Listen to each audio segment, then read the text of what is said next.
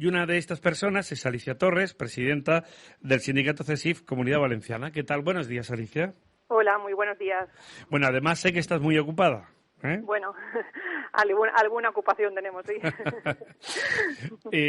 Oye, voy a empezar por la parte del final, que sería casi el principio también del programa, porque no sé si lo habrás escuchado, hemos hecho alusión a esa comparecencia ayer de José María Toro, del presidente de la Patronal de Residencias en la Comunidad Valenciana y también, por cierto, secretario general de la Patronal a nivel nacional. Y bueno, a mí me sorprende, por ejemplo, que haya alguna consellería, como es el caso de Igualdad, en ese aspecto en concreto, que se rasgue un poco las vestiduras, ¿no? Sobre que, bueno, se haya denunciado, pues, determinadas actitudes que, lógicamente, no han sido las más adecuadas durante la pandemia. Bueno, yo lo podría aplicar un poco en la misma tesitura sobre los sindicatos médicos, en este caso, y la parte relacionada con la Consellería de Sanidad. Es verdad que se nos vino a todos encima el problemón, pero bueno, como todo, ¿no? Siempre es mejorable. Sí, por supuesto, y bueno, cada uno tiene su responsabilidad y generalizar las culpas no es la solución. Aquí cada uno es responsable de lo que es y nosotros hemos denunciado, como bien sabéis, que hubo inactividad y inacción por parte de la Consellería en los momentos iniciales y esto ocasionó que no hubiera material de protección para los profesionales sanitarios y el alto número de contagios que hemos ido contando cada día. Esto lo interpusimos la denuncia ante el juzgado de instrucción en Valencia y contra la Consellería de Sanidad, contra las autoridades responsables que pudieran ser responsables y el 11 de mayo se nos notificó la admisión de la denuncia y se trasladó a la Fiscalía. Y ya tenemos el auto en el que se nos dice que como la consellera es aforada y pudiera ser responsable, pues que se trasladan las actuaciones al Tribunal Superior de Justicia. Y en ese punto estamos. Nosotros lo que hemos reclamado es que la falta de medios de protección del personal sanitario fue consecuencia de una omisión clara por parte de su empleador, que es la Consellería de Sanidad, en los momentos iniciales, ya que nosotros el 31 de enero ya expusimos en un escrito a la Consellería de Sanidad que había que aprovisionarse del material suficiente y establecer los protocolos para su utilización. Alicia, entonces, bueno, en esa estamos. Claro, como bien sabes, bueno, pues estas denuncias de parte de los sindicatos médicos se han producido prácticamente para para casi todas las áreas de salud en España. Imagino que algo muy similar habrá pasado también en otros países. El mal ya está hecho, aunque obviamente también hay que decir que lógicamente el inicio y el azote de la enfermedad no es culpa de nadie, pero bueno, sí, es verdad que a todos nos ha pillado con el pie cambiado. Llegados a este punto, insisto, y más allá de lo que diriman los tribunales y que vosotros estáis en vuestro legítimo derecho de haber denunciado lo que hayáis considerado oportuno, ¿qué es lo que debemos extraer de todo esto que ha pasado? ¿Cómo debemos prevenirnos hacia un futuro que ojalá no sea inmediato? Lo digo por los famosos rebrotes, que sabes que están siempre ahí un poco en el imaginario o en el run colectivo, ¿no?, que llamamos aquí. ¿Y qué es lo que tenemos que hacer para evitar que nos vuelva a pillar con el pie cambiado? Ayer nos decía, por ejemplo, Isabel Bonich, que ella es partidaria, por un lado, de blindar las inversiones en el capítulo sanitario y, por otra parte, también, bueno, pues poner a disposición de los profesionales los mejores medios y, sobre todo, seguir mejorando o evolucionando respecto a un sector que, bueno, que en algunas cosas, como en tantas otras, ha podido dar ciertos síntomas de agotamiento, es decir, que requiere de mejoras y de evolución. A mí escuchar esto de parte de una representante política, por lo menos, Alicia, me parece, insisto, una declaración de intenciones, por quedarnos con algo positivo. ¿Cómo lo veis vosotros?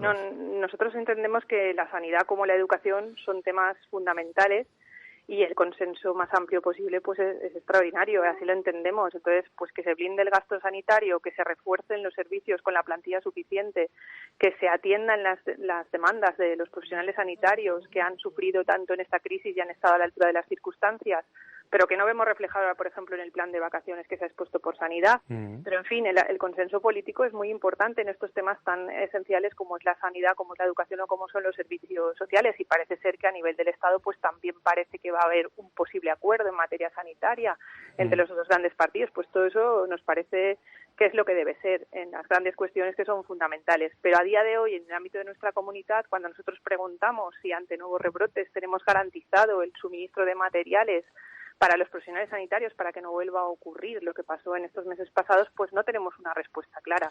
Y como te decía, vemos que el plan de vacaciones para que pueda descansar el personal y pueda atender esos posibles rebrotes que se van a, parece ser que todo el mundo cree que se van a producir, pues no nos ha parecido tampoco suficiente, nos ha parecido más bien decepcionante.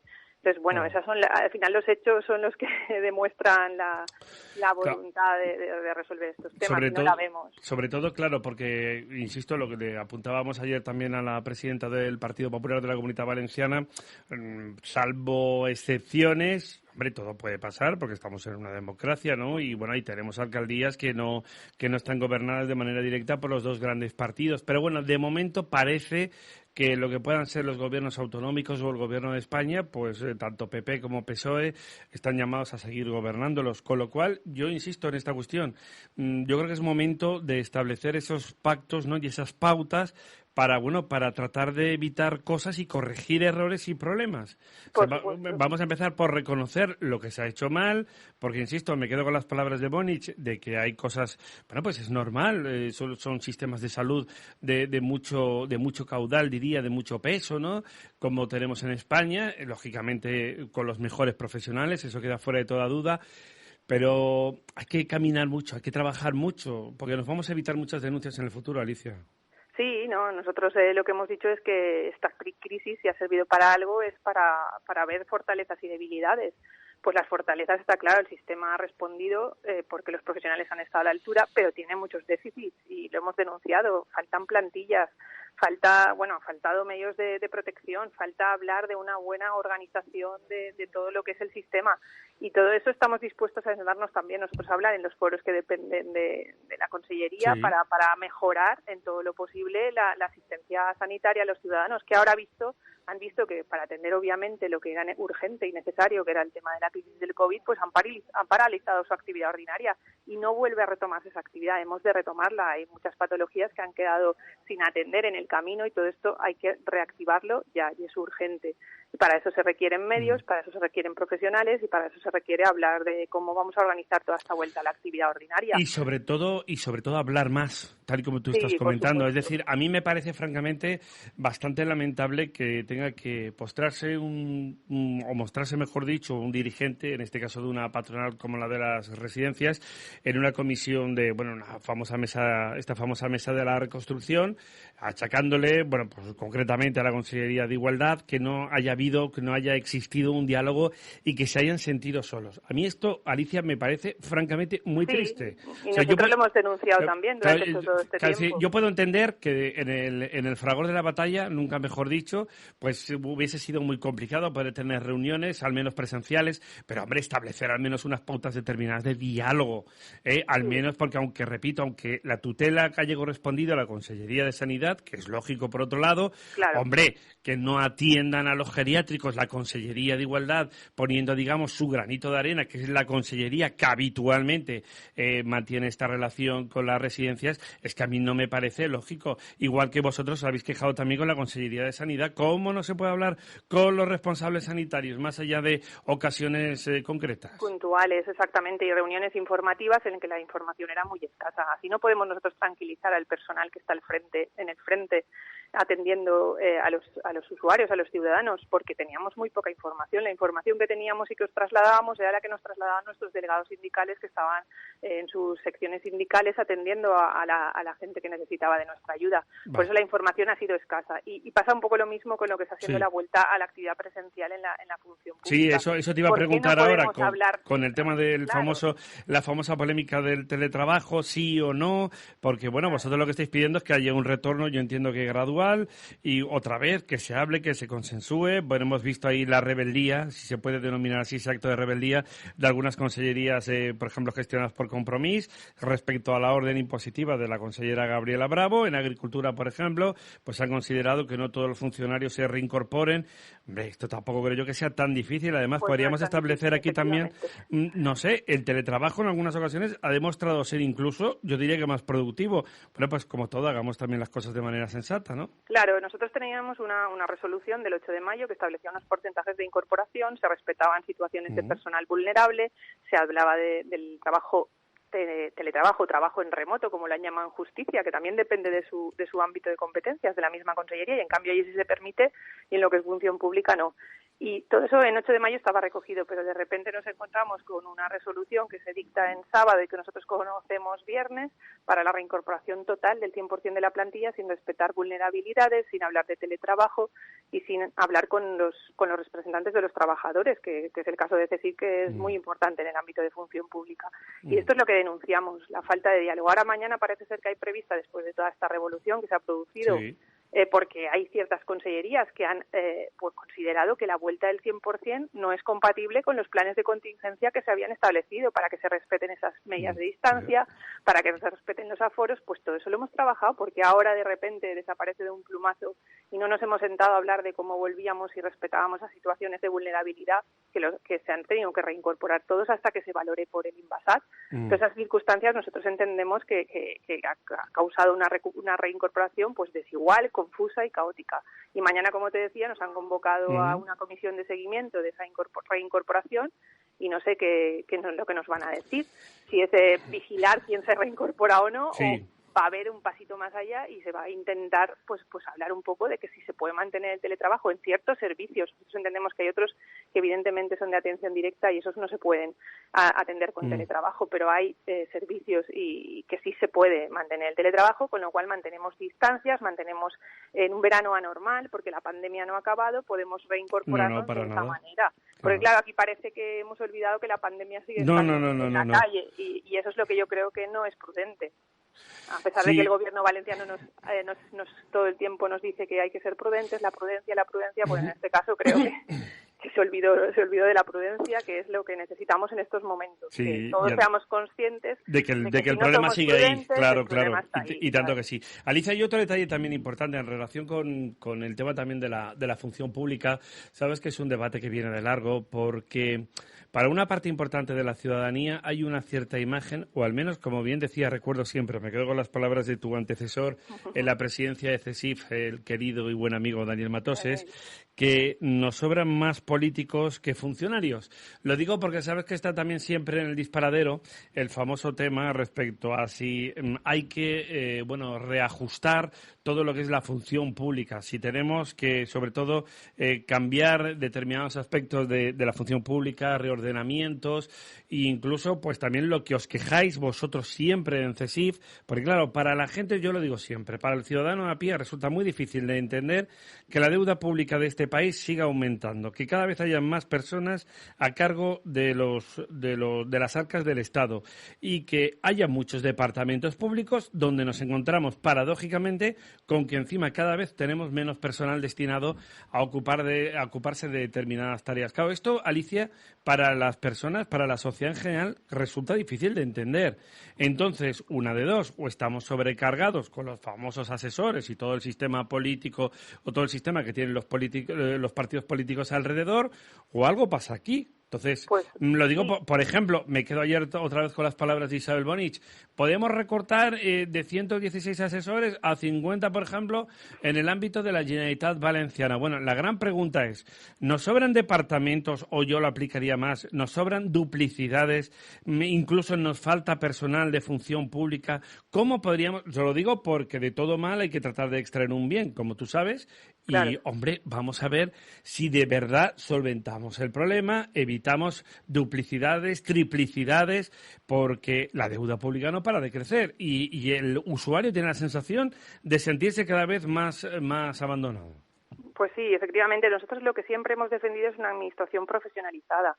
Hemos estado en contra siempre de los cargos eventuales que se multiplican en cada gobierno que se crea, cuando hay profesionales extraordinarios en la administración pública que podrían atender esas funciones perfectamente. Y eso lo hemos denunciado siempre.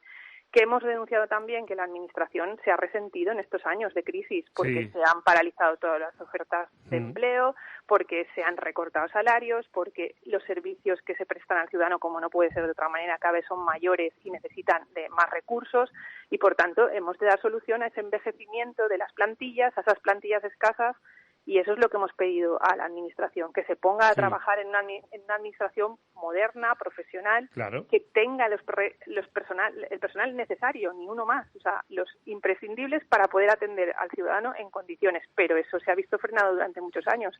Y en estos últimos, que podía haberse dado un impulso pues no hemos visto que haya sido así. Ya, pero insisto, es decir, creo que es momento de verdad de abordar este tema con profundidad, y aquí, lógicamente, tenéis que estar implicados todos los sindicatos, los partidos políticos, porque incluso, tanto que algunos están rasgando las vestiduras con el tema del teletrabajo, pues como tú muy bien apuntabas, mira, por temas de seguridad y por temas, me atrevería a decirlo, de productividad, Alicia, también. Sí, también, es decir, por supuesto, ¿por qué un teletrabajo bien regulado, claro, que ahora se ha hecho sin improvisar y trabajar a distancia, pero un trabajo bien regulado, por supuesto. Claro, si hay empresas que se pueden adaptar en el ámbito privado a funcionar de esa manera, ¿por qué no hacerlo también en la función pública? Pues a lo mejor hay determinados estamentos que a lo mejor no requieren de una, incluso me atrevo a decir, de una presencia física o semifísica, es decir, todo esto hay que abordarlo.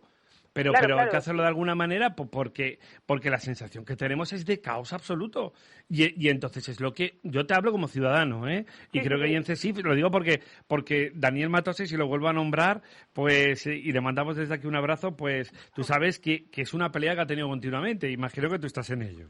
Perfectamente, es decir, ahora tenemos una nueva ley de la función pública que va a entrar, bueno, ya está en Cortes Valencianas debatiéndose, y no vemos que vaya a ser la solución a todo esto que estamos abordando. Es decir, la ley no acaba de dar la vuelta a esa modernización, digitalización, recursos suficientes que necesita la Administración Pública valenciana. Y esa ha sido nuestra denuncia. La ley va a imponer una cuestión que sí que tenía mucho interés del Botanic 2, que es el requisito lingüístico para el acceso a la función pública, pero de todas las cuestiones trascendentales fundamentales, como podría ser esta del teletrabajo, la profesionalización y la modernización con la digitalización de la Administración, para nuestra forma de entender, no se abordan. Y en ese sentido volvemos a estar en la misma historia de siempre, que no acabamos de resolver ese tema que al ciudadano le afecta y mucho, aunque parezca que no es la Administración general, no es la educación y no es la sanidad, pero también es importante tener unos servicios ágiles que cuando tú tienes que hacer una gestión, pues no te enfrasques en 20.000 procesos y bueno, el ciudadano tenga dificultades. Entonces, hemos de trabajar en esa modernización y en esa digitalización de la Administración y en esas plantillas necesarias y adecuadas, pues que están trabajo, envejecidas, por supuesto. Trabajo tenéis. Una última cuestión rápidamente, porque me lo dejo, como digo yo siempre, para próximos capítulos. El inicio del nuevo curso. Bueno, al final, pues, ¿qué hacemos también con esto? Como el final. De momento, el final ha sido un desastre, el cierre del curso con órdenes contradictorias y con muchos problemas y por supuesto, descargando la responsabilidad en quien no debe tenerla. Bueno, debe tenerla, pero no en ese nivel, en los directores de los centros, sin directrices generales. Y el inicio todavía no tenemos una resolución todavía del inicio del curso. A estas alturas no del lo mes. sabemos. O sea, estamos en julio ya y no hay medidas sobre el papel. Todavía no conocemos cómo va a ser ese inicio del curso. Tenemos ciertas referencias de esos grupos mínimos, etcétera, pero falta organización. Nosotros hemos pedido test para los docentes, que los centros tengan expertos para saber si se reúnen las distancias, o sea, las medidas de seguridad necesarias, cómo van a ser esos grupos burbuja que se plantean.